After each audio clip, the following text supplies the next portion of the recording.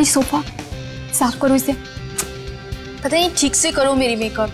मेरा भी पफ दे दो, 2 घंटे से बैठी हूं मैं। दो शीशा।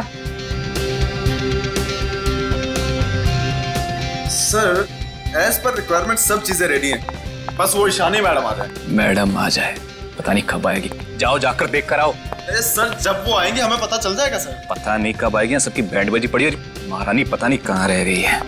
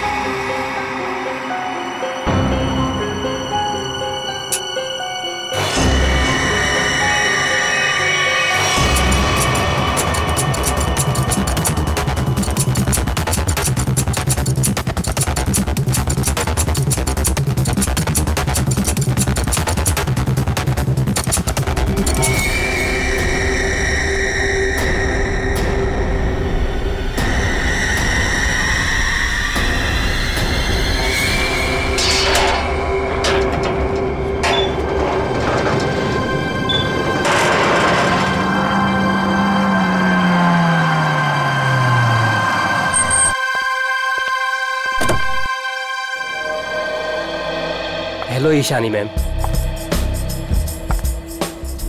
मेकअप रूम रेडी है मेरा? हाँ मैम, जैसा आपको चाहिए बिल्कुल वैसा ही है, और आपका फेवरेट रूम फ्रेशनर भी है। और एक काम करो, डायरेक्टर को जाके बोल दो कि 2 से 3 घंटे तो लगते ही हैं, राइट? और मेरे मूड के ऊपर है कि मैं खुद ही रेडी होके सेट पे आ जाऊंगी। ठीक है? ठीक है मैम। चलो।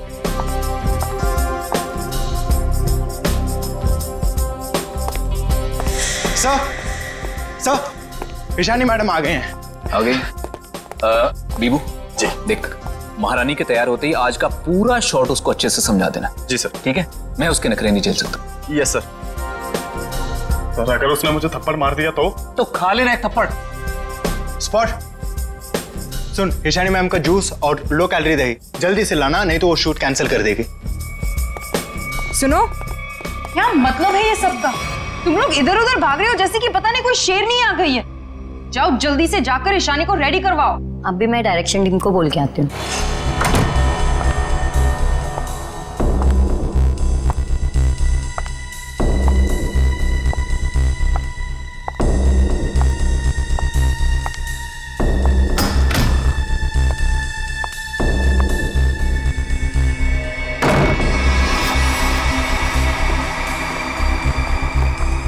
सर, माना कि ईशानी बहुत बड़ी स्टार है, लेकिन हम भी उसके नौकर नहीं है। वही तो, सुबह के 9 बजे से हम रेडी होकर वेट कर रहे हैं और वो अभी तक नहीं आई।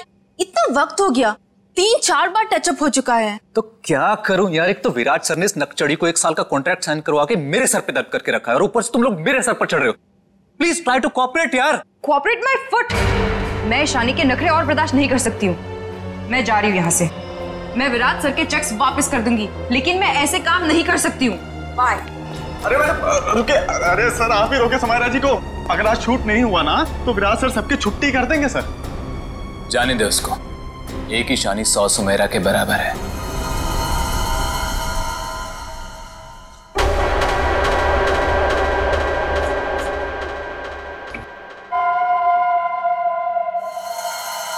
बीबू बहुत देर होगी, देखना कहां पर है, बुला उसको।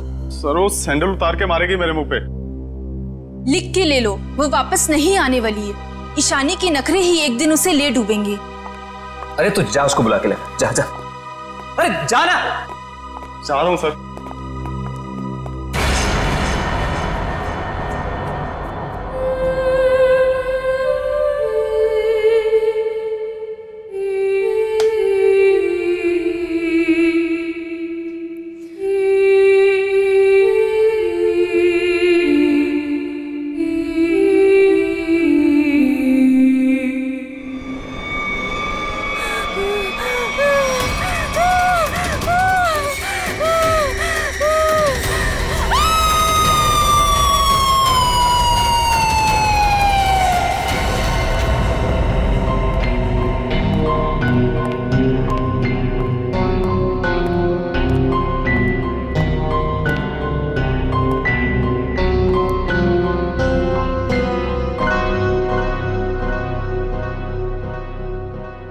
मैम आप रेडी हैं तो मैं अंदर आ जाऊं? मैडम भाग जा यहाँ से, वरना तेरा पैर तोड़ दूंगी।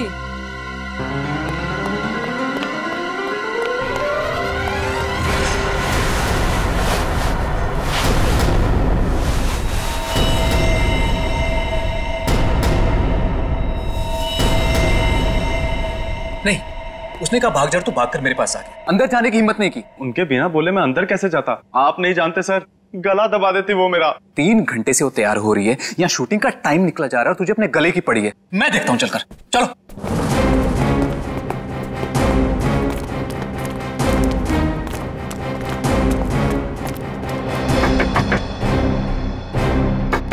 ईशानी। सर प्लीज, मैम गुस्से में लगती है, शूट छोड़कर चली जाएंगी। मैं तुम्हें कह रहा हूं चुप रहो। ईशानी दरवाजा खोलिए, अभी सब नहीं चलेगा, प्लीज दरवाजा खोलिए।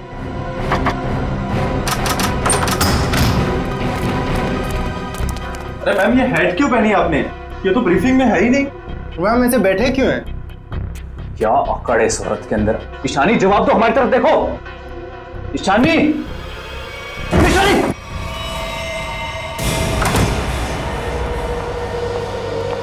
कभी काम नहीं करूंगी मैं उस नकचड़ी ईशानी के साथ। मैं भी किसी से कम नहीं हूँ। अरे इतना टेंशन क्यों ले रही है तुम देखना, मैं तुम्हें इससे बड़ा काम दिलाऊंगा। मैं अभी मम्मी को फोन करके बता देती हूँ कि आज मैं लेट आऊंगी। ठीक है, तुम मम्मी को फोन कर लो, हम तुम्हारा अंदर इंतजार करते हैं। ठीक है, मैं अभी आती हूँ। ठीक है।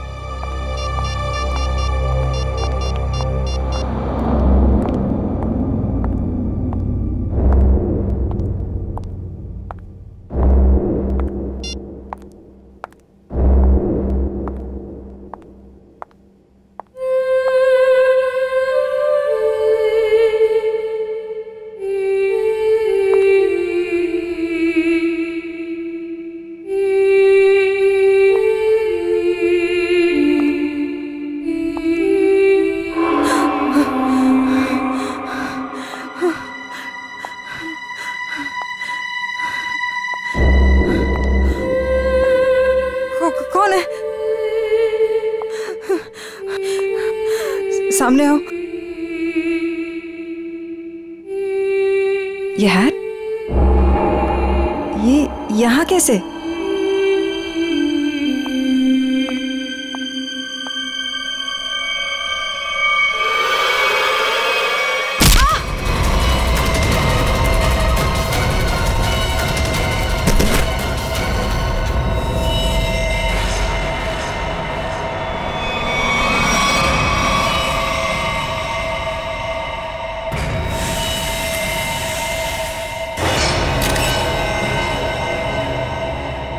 बड़ी बेरहमी से गला काट दिया।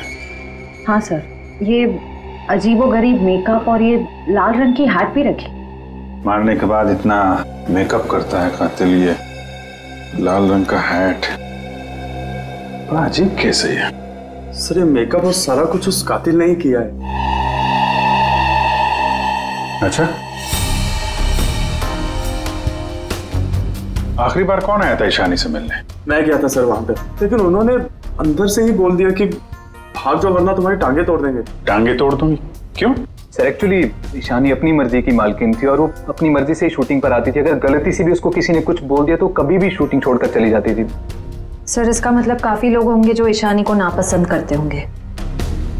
ईशानी? क्या हो गया ईशानी को? किसने किया ये सब? आप कौन है आप? जी ये जो एड शूट हो रही थी ये मेरी एड है, मैं मालिक हूँ इस कंपनी। ठीक है, इधर आइए थोड़ा। अच्छा बीबू, तुम वापस कितनी देर बाद आए थे प्रीतम और लोगों के साथ? सिर्फ कुछ सेकंड्स में, अगर कहें ज्यादा से ज्यादा बस 1 मिनट। 1 मिनट में? 1 मिनट में इतना सब कुछ किया? सर सर 1 सेकेंड, यहां पे एक फिंगरप्रिंट मिला है और बाकी सब कपड़े ठीक है, मगर बस ये तो देखिए सर, ऐसा लग रहा है किसी ने कैंची से काटा है सर।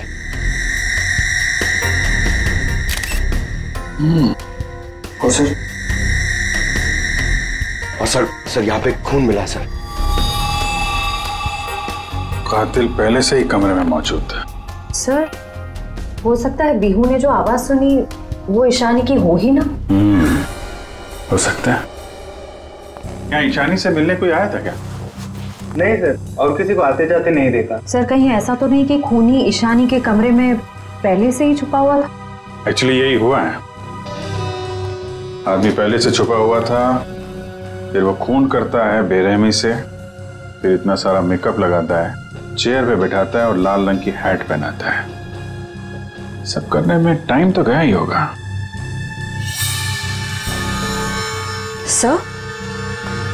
सर ये देखिए, ईशानी का टॉप भी कटा हुआ है। इसे भी काटा गया है, उधर भी कपड़े कटे हैं, इसका टॉप कटा है। लगता है ये जानबूझ के किया गया है।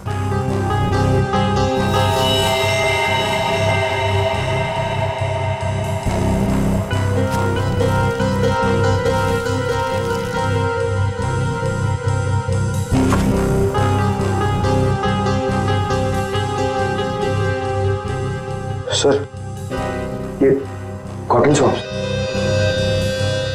लगता है मेकअप करने में इस्तेमाल किया गया है। वंश, ये सारी चीजें और बॉडी को फोरेंसिक लैब भेजो, तब तक हम लोग जरा बाहर देखते हैं। सर बहुत ही अजीब बात है, किसी ने भी खूनी को आते जाते देखा ही नहीं। आने जाने की तैयारी पहले से कर रखी थी खूनी ने, ना काम किया और निकल भागा। सर ऐसी कैसी तैयारी की होगी कि यूनिट के किसी भी मेंबर ने उसे नहीं देखा? इतना हंगामा हो गया यहाँ पे और ये बैठा सो रहा है। जी साहब। यहाँ से किसी को आते जाते देखा तुमने? साहब मैं तो अभी 5 मिनट पहले ही आया हूँ। 5 मिनट पहले? ये शूटिंग का टेम्पो है ना? हाँ साहब, ये शूटिंग का ही टेम्पो है। तो ये टेम्पो अभी बाहर कब गया था? साहब यही कोई 1:30-2 बजे के आसपास। 1:30-2 बजे? सर उसी दौरान तो ईशानी का खून हुआ था। जब टेम्पो बाहर गया था तो हमारे साथ कोई और भी था? नहीं। अच्छा, पीछे कोई बैठ कर गया था, तुमने किसी को आसपास देखा? मैडम पीछे तो सामान रहता है, अब पीछे कोई बैठा हो तो मैंने नहीं देखा। इससे अच्छा तरीका और क्या हो सकता है खूनी के यहाँ से निकलने का?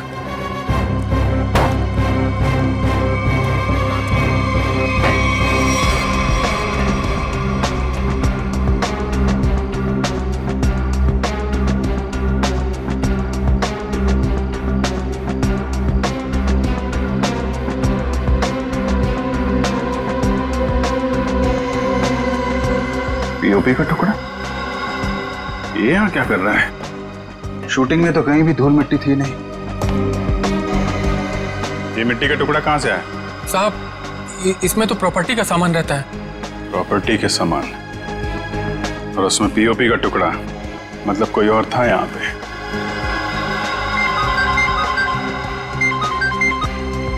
हेलो, क्या? कहाँ पे?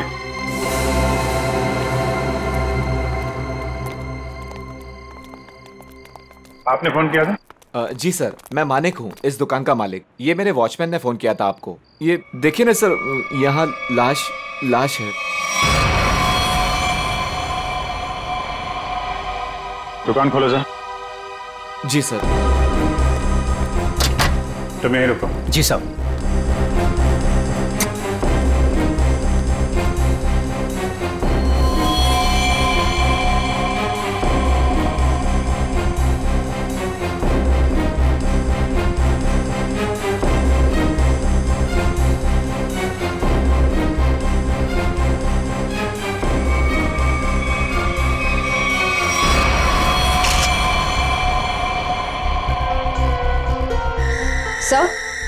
सर इसे भी बिल्कुल ईशानी की तरह मारा गया है। ये देखिए, किसी पतली धार वाली चीज से इसका गला काटा गया है।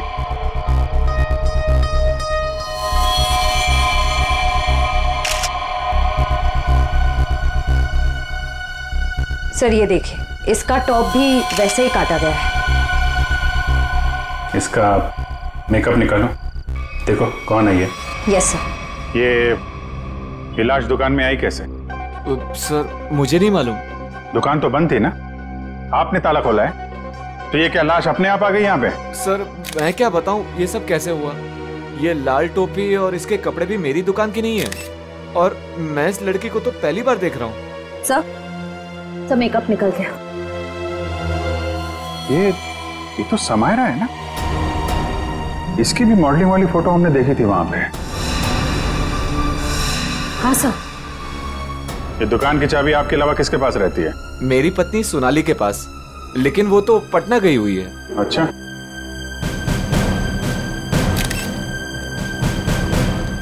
तुम्हारी ड्यूटी में एक आदमी यहाँ पे खून करता है, उसकी लाश को यहाँ दुकान में रख दिया।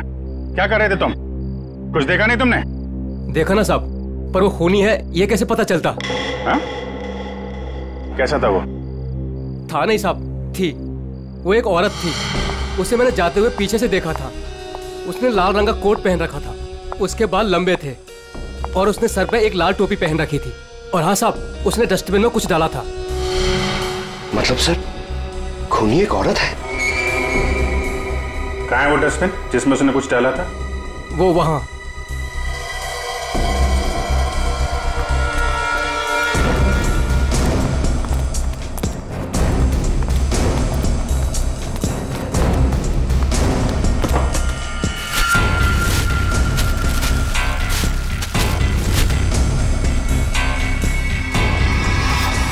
तो ये तो फिशिंग का सामान है, मछली पकड़ने का कांटा वाटा। सर ये तंगूस पे खून लगा है।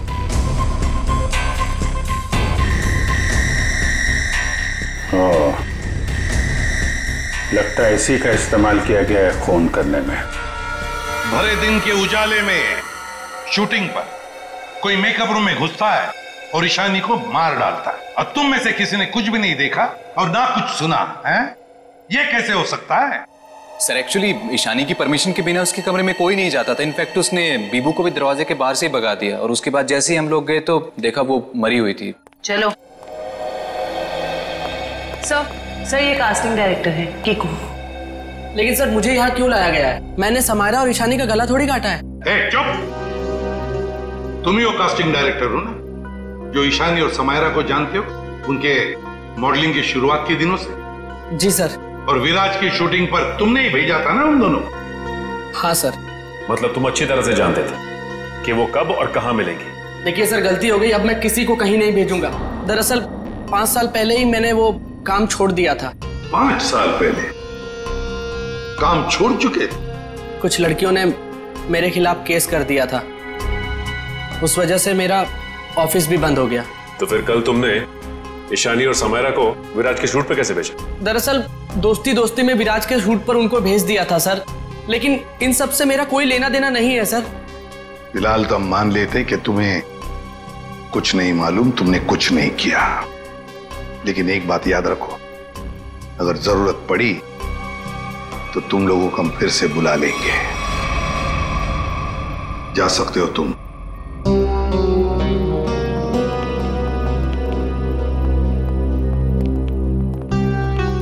इन तीनों पे कड़ी नजर रखनी पड़ेगी।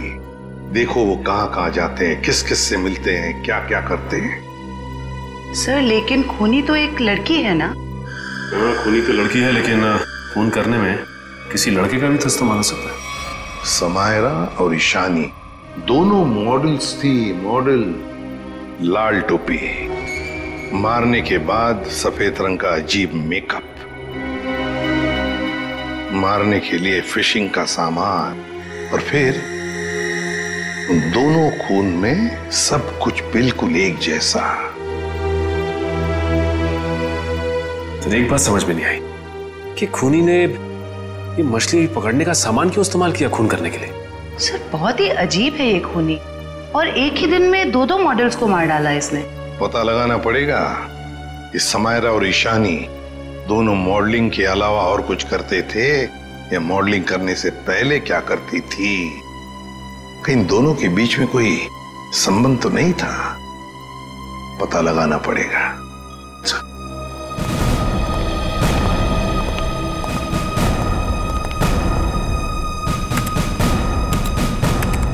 2009 में समायरा और ईशानी ब्यूटी रिबन नाम की मॉडलिंग एजेंसी में काम करते थे, जिसका मालिक ये कीकू था।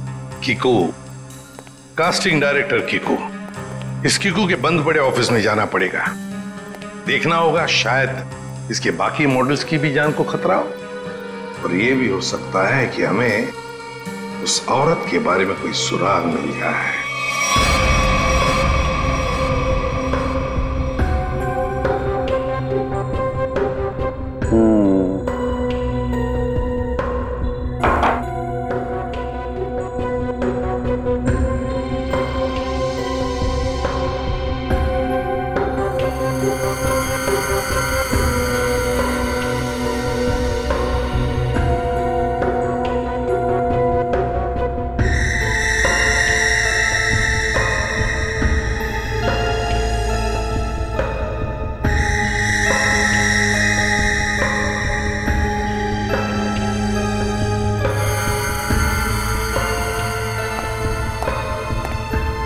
सर हमारा शक बिल्कुल सही निकला। खून करने के लिए इस्तेमाल किया गया ये हथियार एक खास तरह का फिशिंग किट ही है। सर आप सुन रहे हैं मैं क्या कह रही हूँ? हाँ सुना तारिका, लेकिन मैं फिलहाल किसी और काम में हूँ। क्या? खूनी का कद नापने में। अरे वाह सांगे, खूनी के कद का पता लगा लिया तूने? हाँ बस 1 मिनट से रही। ये दोनों के गर्दन का ये घाव देखो बस।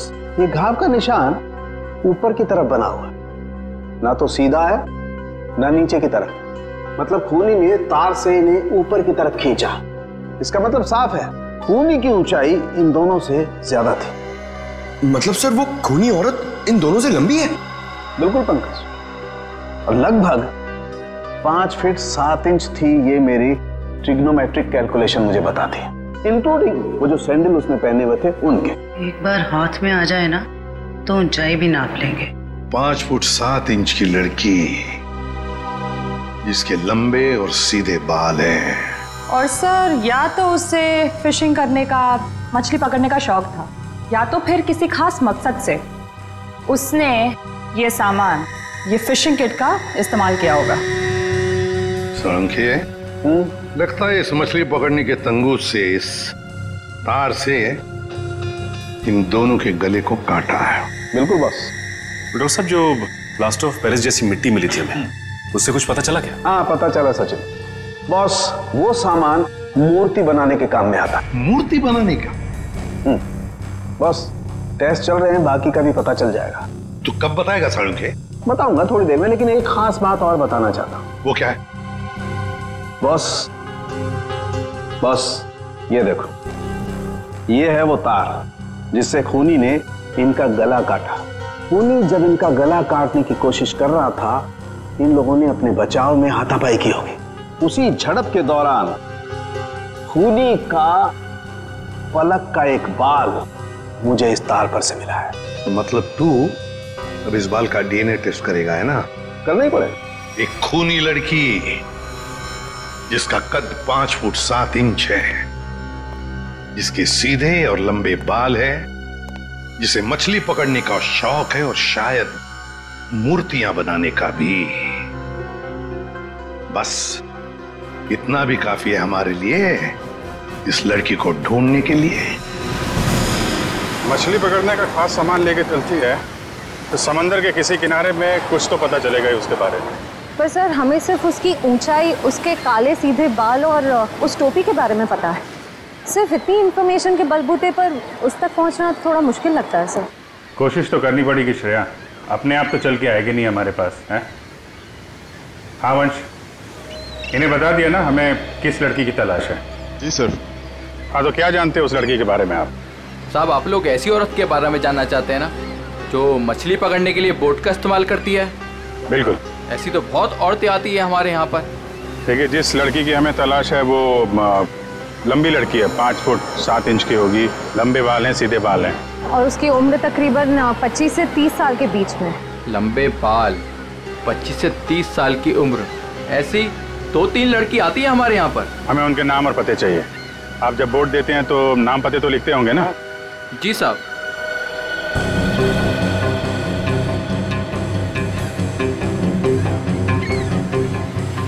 ये तीनों लड़कियां आती हैं 5-6 महीने से हमारे यहाँ पर अपने कुछ दोस्तों के साथ। केशा, एनी, शिखा।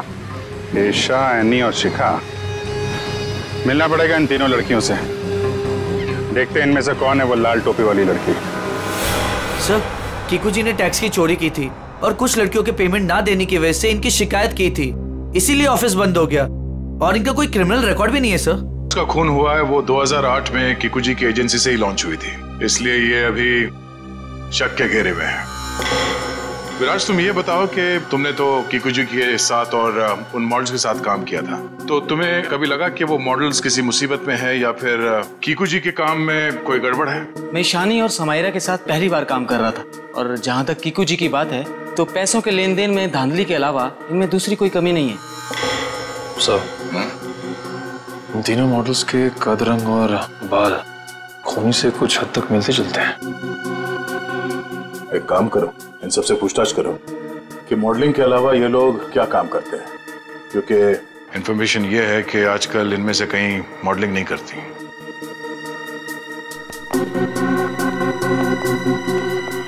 एनी, 2012 में आप मॉडलिंग छूट चुकी थी। हाँ। अब आप क्या करती हैं? अभी मैं एक फिशरी स्टोर चलाती हूँ। शिखा, राइट? जी। आप एक प्रिंट मॉडल है, ये तो हम जानते हैं। इसके अलावा क्या करती हैं? मैं कुछ भी नहीं करती। और आप क्या करती हैं केशा जी? मैं मूर्तियां बनाती हूँ। मूर्तिकार, ठीक है, थैंक यू।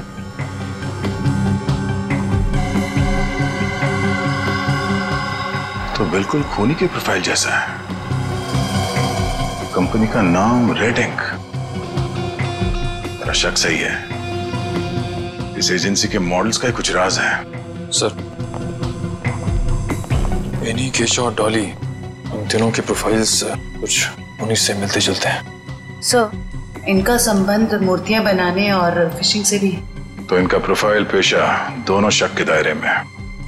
एक काम करो, इन तीनों को ब्यूरो लेके चलो। सर, खूनी लड़की ने जिस तरह के कपड़े पहने थे उस तरह के कपड़े आ गए सर। Very good. पंकज, इन तीनों के नंबर्स हैं ना हमारे पास? Yes sir. सेलफोन नंबर्स जरा ट्रेस करो, देखो जब उन दोनों लड़कियों के खून हुए तब ये तीनों कहां थी? Yes sir. जयंती सर। ले जाओ जी। आप तीनों मेरे साथ आइए। कहाँ? अभी बताती हूँ, आओ।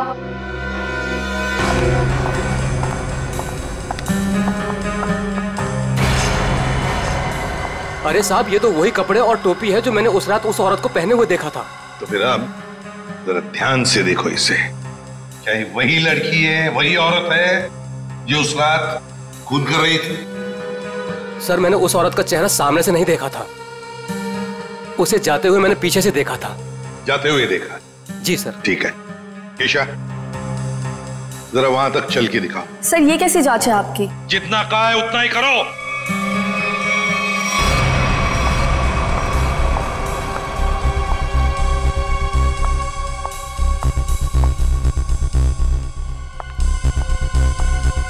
नहीं साहब। नहीं? नहीं। ठीक है,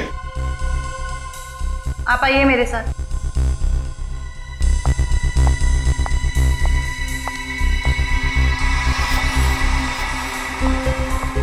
रुको,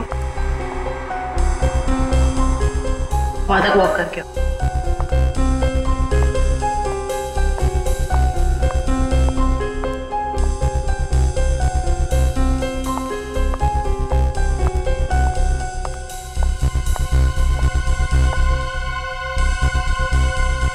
ये भी नहीं है सर। आइए।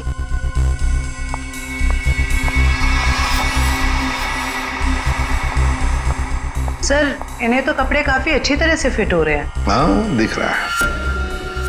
अब ऐनी जी जरा चल के भी दिखाइए।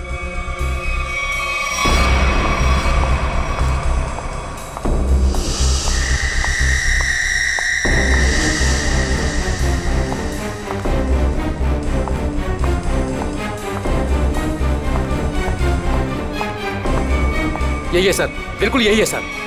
क्या बक रहे हो?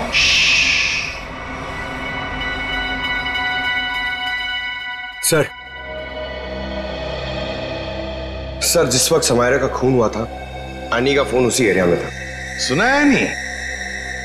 उसी इलाके में था तुम्हारा फोन जिस वक्त ईशानी और समायरा का खून हुआ था। तुम जा सकते हो। और मैं? आपको तो रुकना ही पड़ेगा। सर, मैं क्यों नहीं जा सकती? वो इसलिए कि खूनी की चाल और तुम्हारी चाल बिल्कुल वही है। और तो और सबसे बड़ी बात कि तुम्हारा फोन उसी इलाके में मिला जहां पर इन दोनों लड़कियों का खून हुआ। सर इन सब का क्या मतलब है? I mean, दो लोग एक जैसे दिख सकते हैं ना? और फिर वॉचमैन ने ऐसा तो नहीं कहा कि मेरा चेहरा खूनी के चेहरे से मिलता है। लेकिन जिस वक्त खून हुआ उस वक्त तुम्हारे मोबाइल की लोकेशन भी वही की बता रही है, और ये सब कुछ इत्तेफाक तो नहीं हो सकता। सर उस वक्त सैकड़ों लोग उस एरिया में थे, तो क्या सब खूनी है? बस बस, बहुत बोल दिया। बताओ क्यों किया खून ईशानी और समायरा का? सर आप मुझ पे दो खून का आरोप लगा रहे हो, मैंने कुछ नहीं किया ऐसा। अभी तो सिर्फ आरोप लगाया है, सजा मिलनी तो अभी बाकी है। सजा? जी सजा, खून की सजा फांसी। सर मैंने कुछ नहीं किया ऐसा, मैं बताती हूँ सर। बताओ। पर मेरी एक शर्त है। ये लो, इनकी एक शर्त भी है। चलो बताओ क्या शर्त है? सर मुझे 50 लाख रुपए चाहिए। 50 लाख रुपये? हाँ। चलो दे दिए। अरे लेकिन तुम पैसों का क्या करोगी? तुम्हें तो सजा होने वाली है। आप वो सब छोड़िए, मैं आपको बता रही हूँ ना, मैंने कुछ नहीं किया। सर मैं तो सिर्फ उसे जानती हूँ जो खूनी को जानता है। और वो है शिखा। शिखा? तुम इतने यकीन के साथ कैसे कह सकती हो? आप लोग पता कर सकते हैं ना? हाँ वो तो हम पता करेंगे। सर मेरे पैसे? पैसे? कौन से पैसे? सर अभी आपने बताया आप देंगे। कब? नहीं सर, मैंने तो कुछ नहीं सुना। कब कहा? सर ये सरासर धोखा है। नहीं यानी जी हम कभी धोखा नहीं करते।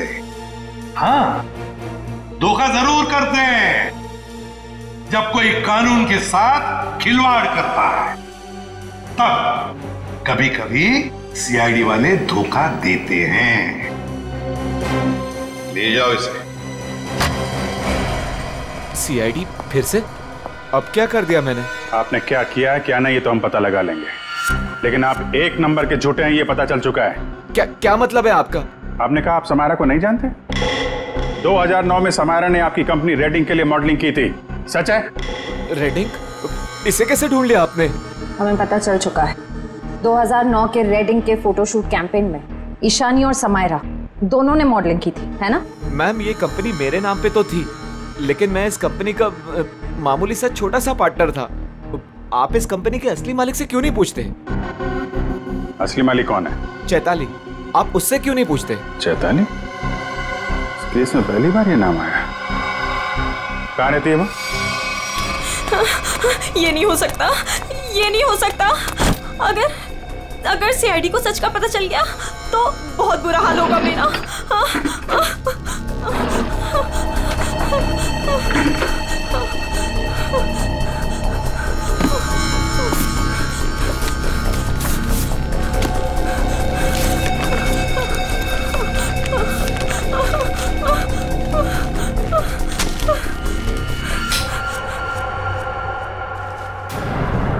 कौन है? ये लाइट क्यों बंद कर दी? ये लाइट्स किसने ऑफ की?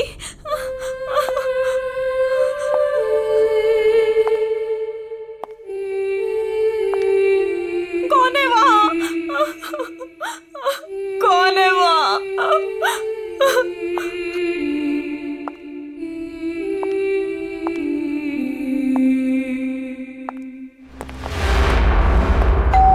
ये शिखा सच्चाई बता क्यों नहीं देती? सर पहले कुछ सच बता देती तो किसी की जान ही बच सकती थी।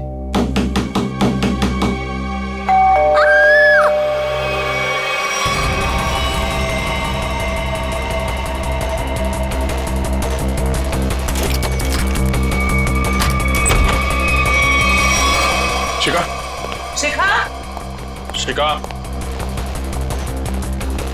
बचाओ!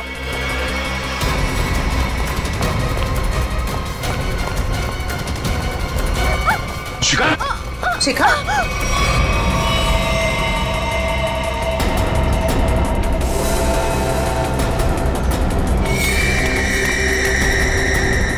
नस कटी नहीं है। इशिता जल्दी एम्बुलेंस को बुलाओ, जल्दी। भाग गई, कोई बात नहीं, बच के जाएगी कहाँ? नस कटी नहीं है। इशिता जल्दी एम्बुलेंस को बुलाओ, जल्दी। भाग गई, कोई बात नहीं, बच के जाएगी कहाँ? सर को जलाने की कोशिश भी की गई है। Oh no. शिखा,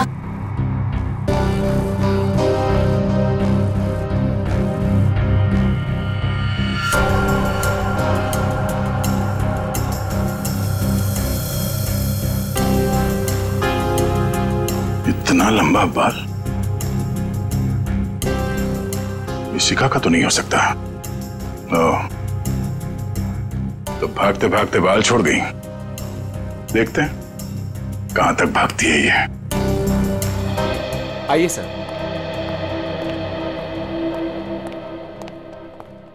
सर मैं यहां तब से नहीं आया जब से मेरी और चैताली की हिस्सेदारी वाली कंपनी बंद हुई है।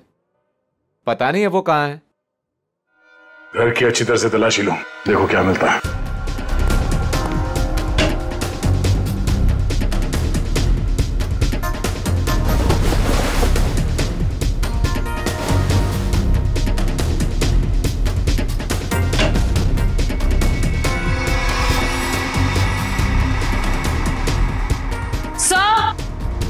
आ जाओ दी। सर ये देखिए।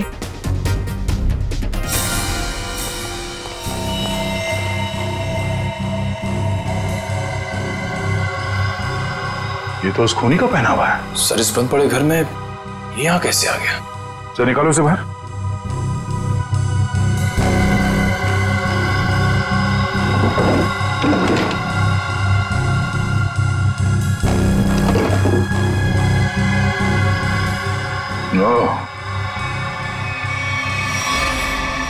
ये चक्कर है। सारंगे, शिखा के घर की खिड़की से हमें एक बाल मिला, जरा मैच करके देख पलक के बाल से। ये रहा वो बाल सर, उस खूनी लड़की का बाल। बॉस, ये बाल हमारे किसी काम का नहीं है, बेकार सबूत है। क्या मतलब? मतलब ये बॉस के खूनी के पलक का डीएनए रिपोर्ट आ चुका है। तो खूनी कोई लड़की नहीं है, खूनी एक आदमी है। एक आदमी है जिसकी उम्र 40 से 45 साल। ये टोपी, लंबे बाल, सैंडल, ये सब धोखा है। तो मतलब खूनी कोई लड़की नहीं, बल्कि लड़की की भेष में आदमी है। ऐसा क्यों किया उसने? लड़की के भेष में क्यों?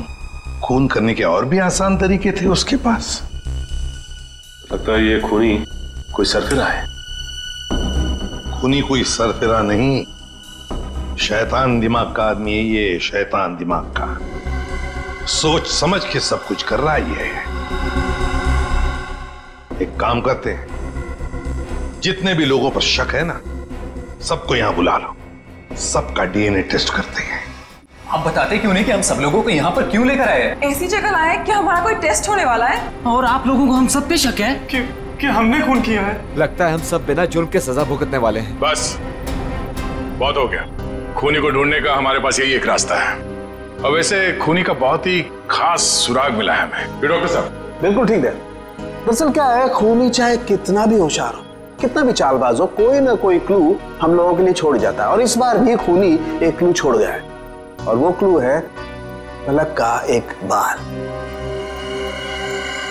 देखिए, मैं ऑडिशंस लेता हूँ, लड़कियां सजती हैं, संवरती हैं, अपनी पलकों को भी सजाती हैं, तो इन सब से हमारा क्या लेना देना? तुम्हें बड़ा यकीन है कि खूनी एक लड़की ही है? सबको मालूम है कि लंबे बालों वाली लड़की सबको मारती फिर रही है। और आप? लेकिन हमें जांच तो पूरी करनी पड़ेगी ना। सर हमें करना क्या पड़ेगा सर? ज्यादा कुछ नहीं, आप में से हर किसी को अपने पलक का एक बाल देना होगा, और जिसका डीएनए हम उस खूनी के डीएनए से मैच करके देखेंगे। और वैसे भी जब आप लोगों ने कुछ किया ही नहीं है तो डरने की तो कोई बात ही नहीं है। जयवंती, देखिए, आ जाओ। चलो जाओ।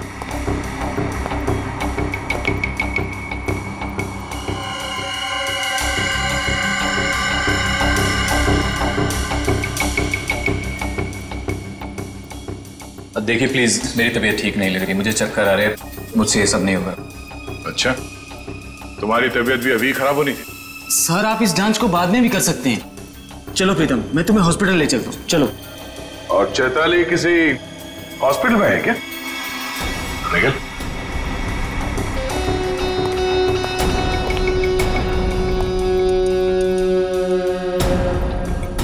सही कह रहा हूं ना मैं? मिस्टर विराज या फिर चैताली का पति कहना बेहतर होगा।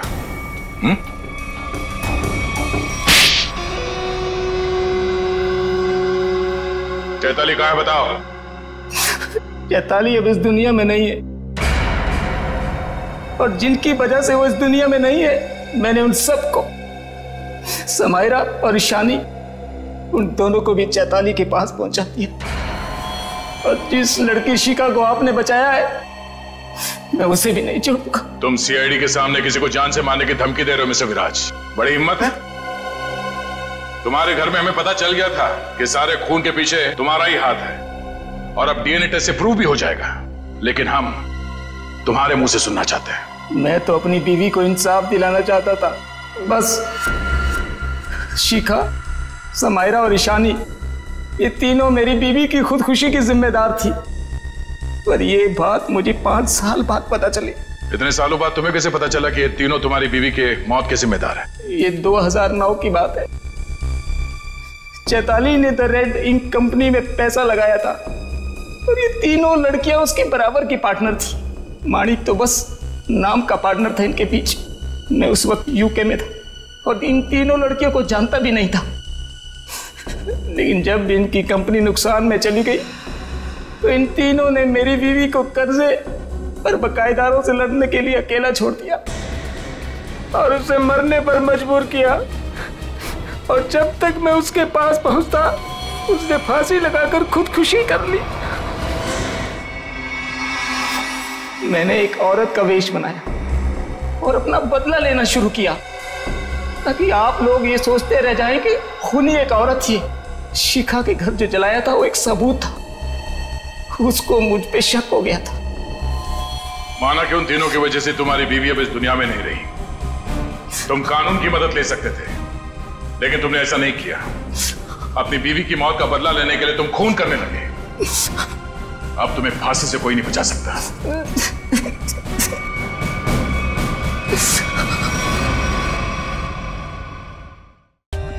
For more updates, subscribe to our channel, click the show links and enjoy watching the videos.